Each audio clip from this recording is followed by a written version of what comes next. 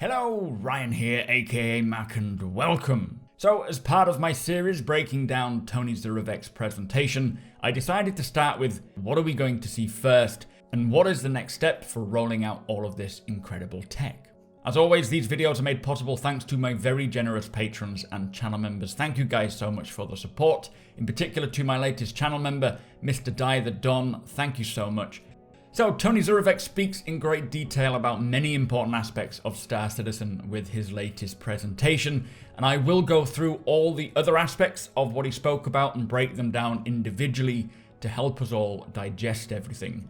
But what are we going to see first as it begins rolling out? What is the next step? Firstly, Tony Zurevec does state that there is still a tremendous amount of work left to do on the simulation side, but they are now close to the point where even portions of the simulated data will be an improvement on what we have.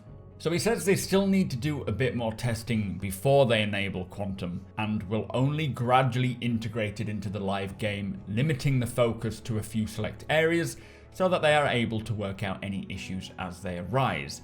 Now, of course, we are not given any dates, and a bit more testing could mean another month, but equally it could mean another 6 months or more. If I were to guess, the optimist in me would hope for maybe this slow rollout to be around a 3.14.x patch, but I think the chances are more likely to be towards the latter end of this year. But at this time, we have no idea yet. Now, the first commodities whose prices will be dictated by Quantum are fuel and repair materials. Now notice, he doesn't just say fuel and repair, he specifies it's their materials. So what is required to create fuel and what is needed to repair our ships and vehicles. To me, this means all the various materials that go into making a ship, coinciding with what John Crew was talking about in relation to the physical materials and damage system, and fuel coinciding with the recent information we heard about the new upcoming changes to the refueling mechanic.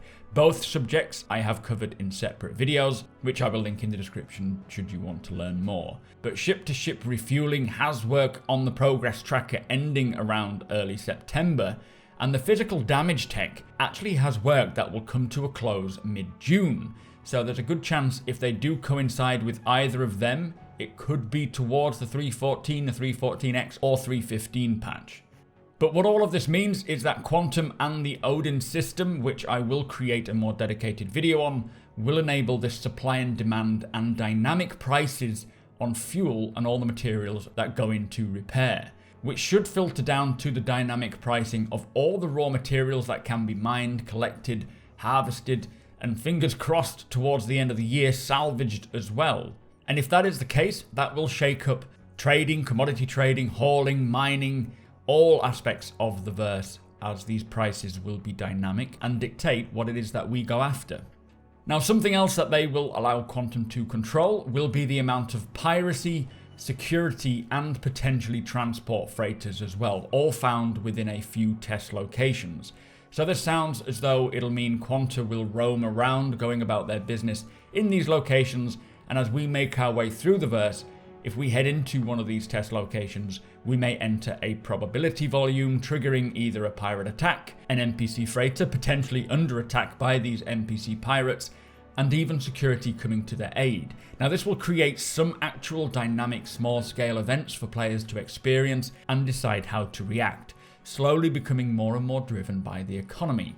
Something Tony Zurevec did say in regards to this, however, is that bear in mind that as they gradually integrate these systems, it may all seem somewhat arbitrary until they expose more of the data. So it might not feel like it is being driven by the dynamic economy and NPC choices, but in time as they expand on the data, it will. So finally, they are going to be more aggressive with service beacons as well, and soon move all the responsibility, the type of beacon offered, its location, the reward and difficulty to Quantum as well. Basically, their primary focus right now is not to get as much data moving back and forth, but more to get all the technological plumbing working properly. But this could mean that there are going to be more NPC-made service beacons for escorting, combat support, and hopefully other options like search and rescue or missions for player haulers to collect the lost cargo perhaps. Tony Zurevec does say that there is a lot of service work needed to allow lots of data to flow between Quantum and the game. And as he states, with iCache now largely complete, they have been able to shift some of the resources around and have also doubled the amount of engineers working on the systemic functionality. And as a result, they are now in the early stages of a number of critical new services, including everything from the ATC service that is required for server meshing, to the NPC scheduler that'll enable dynamic populations, and the Virtual AI service, which I will address in a dedicated video as well. So to conclude, much of the legwork is now done and it is time for them to begin implementing. But they don't want to rush it. They want to do it properly and thoroughly, tackling any issues that arise on the way. But that is what to expect next with this backend architecture. It's probably the most important time for Star Citizen right now, as all of this backend work is beginning to come to fruition, and we will slowly see this affecting the game.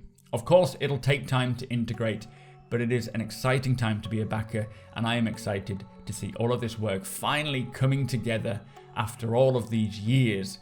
And as I mentioned earlier, I will be breaking down all the other aspects of Tony Zurovec's presentation, including Odin and the economy, dynamic events and Quasar, plus Quantum, Quanta and Virtual AI.